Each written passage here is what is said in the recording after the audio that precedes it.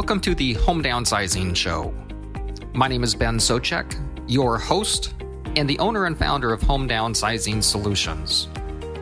With the Home Downsizing Show, I want to provide you the information and resources to make the downsizing of your house stress and hassle-free. So sit back and enjoy the show. Thank you for joining us.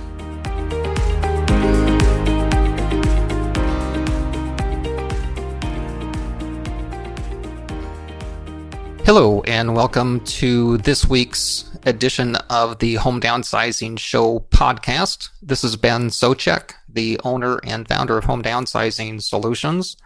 And this week, I'd like to continue with the third item in the series of that I created last year or so on the steps to sell and downsize your house.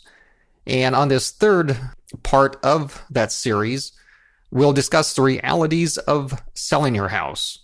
I always like to, I've liked to use the word reality previously because in a regular or average, or especially if it's what some people would refer to as a down market, I think sellers really need to, if you want to sell a house, you really need to accept or acknowledge and pay attention to the realities of the market and of selling your house.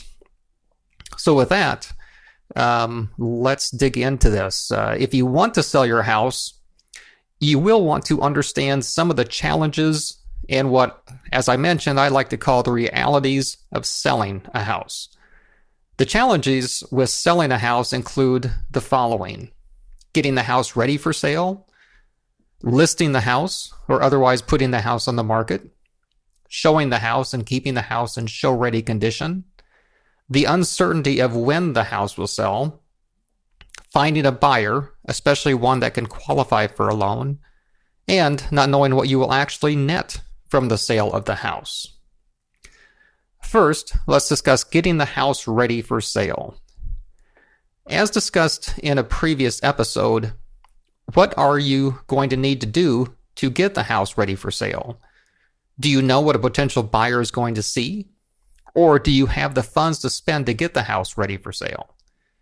I have heard numerous times from sellers that they have been told by agents that they would need to paint, put new floor coverings in, possibly update the kitchen and bathrooms, etc., if they want to put their house on the market.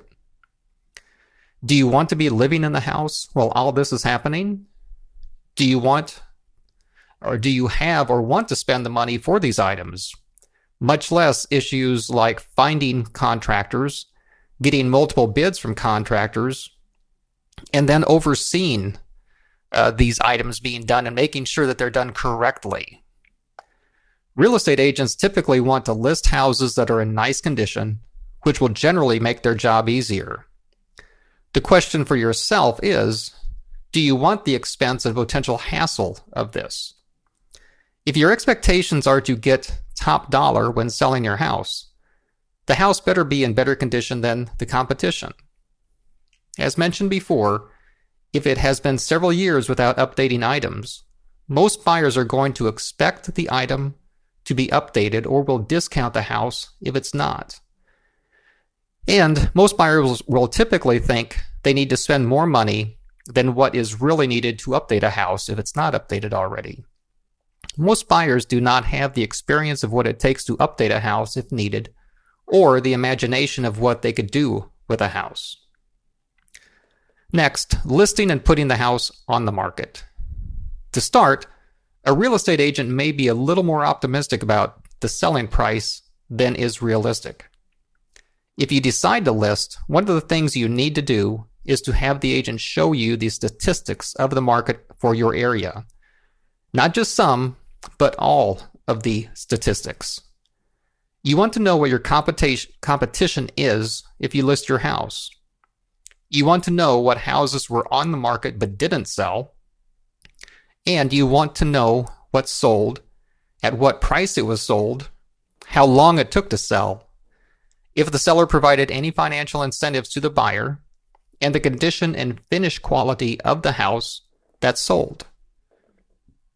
You will also want to compare your house to similar houses, such as a ranch to a ranch house or raised ranch, a split entry to a split entry house, etc. It is generally not accurate to compare a ranch to a two-story or split entry house, for example. The condition of the houses that sold is also very important. Did the top price comparables have new kitchens with granite countertops and new cabinets, new bathrooms with tiled baths and showers, etc.? Next, showing your house. Are you prepared to get your house into show-ready condition and keep it that way until your house is sold? One of the frustrating items to deal with when listing a house are calls from agents at inconvenient times that just happen to be in the area and would like to show your house. Do you work with that inconvenience and let them show the house? Or do you say no, but possibly lose the potential buyer for your house? One of the other concerns I hear from sellers is the thought of not knowing who may be walking through the house. Is the person that is looking at and walking through the house a real buyer, or someone that is checking the house out for what valuables might be in the house? Not knowing when the house will sell. One of the most common concerns I hear is, when will the house sell? I talk with people that often say, I would like to sell my house and move, but I don't know when I'll be able to move into the house or apartment that I'm looking at to move to. Or I can move, but I don't want to have a vacant house that I would be worried about taking care of. With a vacant house, you still need or should keep utilities on. You still need to keep it clean and in showing condition if it's on the market. And you will need to get insurance for a vacant house, which is much more expensive due to the increased risk of a vacant house. Next, finding a buyer that can qualify for a loan.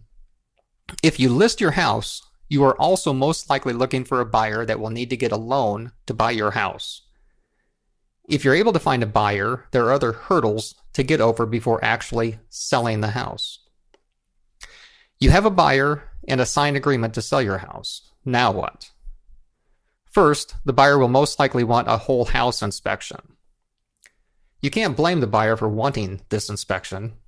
After all, buyers typically aren't house experts and want to make sure they are not buying a house with defects.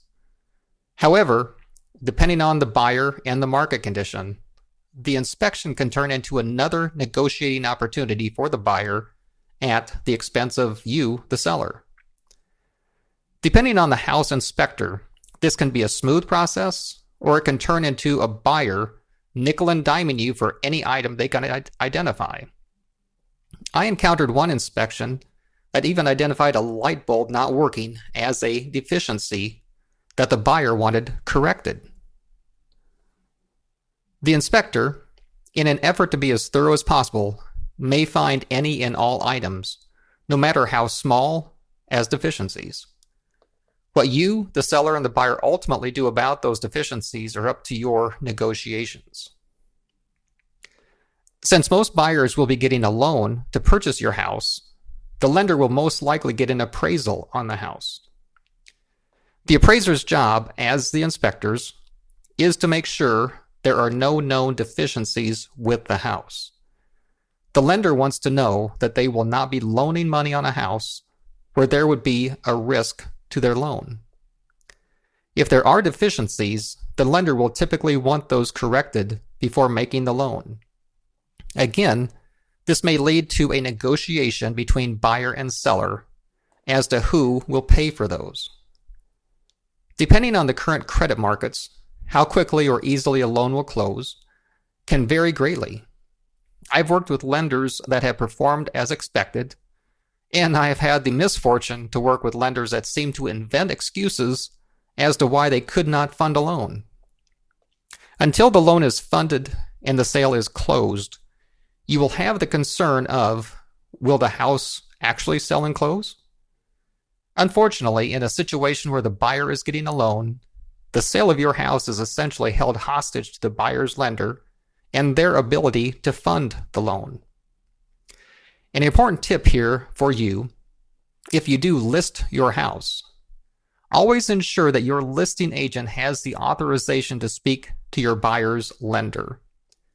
This will allow your agent to communicate with the lender and have a better understanding of the status of getting the loan closed. What will your net proceeds be from the sale of your house? This is the big unknown when it comes to selling your house traditionally. When you put your house on the market, there is typically no way of knowing what you will actually net from the sale of your house. First, understand that when an agent tells you that they can sell your house for $100,000, for example, this is a gross number, not the net amount you will put in your pocket. After the transaction costs to sell the house are taken into account, a seller will typically receive 80 to 90% of their asking price, and that's assuming the house is priced correctly to start with. What are transaction costs? These are items like the discount of the actual selling price versus the listing price, seller closing costs, buyer closing costs that may be paid by the seller, and real estate agent commissions or marketing expenses to sell the house. The discount just mentioned refers to the difference in price between the asking price at the time of sale and the final sales price. Depending on the market, there can be a 1 or 2 to 10% discount from the asking price. In slower markets, this can be even larger. The seller's closing cost. These are items such as title insurance, the closing costs for the title company to close the transaction, recording fees, etc., which usually end up costing 1 to 3% of the sales amount, depending on your local cost. The closing cost for the buyer. Although, as the name would imply, buyer's closing cost, it is very common for buyers to ask the seller to pay for some or all of their closing costs. These costs are certainly negotiable, and you have the option of saying no. But again, depending on the market environment, you may have just lost your buyer. For the more than 20 years that I have been involved in real estate, it has become very common for buyers to not have more than the 2 to 5% down payment needed to secure a loan to purchase a house, much less funds for their closing costs. Therefore, this becomes another area for negotiation. And if a buyer does have additional funds, they seem to use them for things to furnish a house instead of paying for the actual costs associated with purchasing the house. Lastly, commissions or marketing cost. You certainly do not need to utilize a real estate agent to sell your house, but you still need to do the things it will take to attract a buyer to buy your house. No matter how it's done, again, depending on the market environment, there is a cost to finding a buyer. When you add up these transaction costs, you can hopefully see how it's realistic to only net 80 to 90% at best of the asking price when selling a house. So in this episode, we discuss some challenges and realities of selling a house. My goal isn't to scare you into not selling your house, but to better understand the process of what you will most likely encounter to get your house sold. This may seem overwhelming and frustrating at times, but with the right real estate professional assisting you, it can be a rewarding experience to sell your house and move on to a better living arrangement and lifestyle. And of course, if you would like to discuss what your options are to just sell a house to a professional home buying company like Home Downsizing Solutions, just contact my office by going to homedownsizing.com or calling toll-free 855-291-5005. And if you would like a free copy of my book, Home Downsizing Secrets, just go to homedownsizing-secrets.com, or again, you can call my office, 855-291-5005. Thank you for listening to this week's episode of the Home Downsizing Show, and have a great week.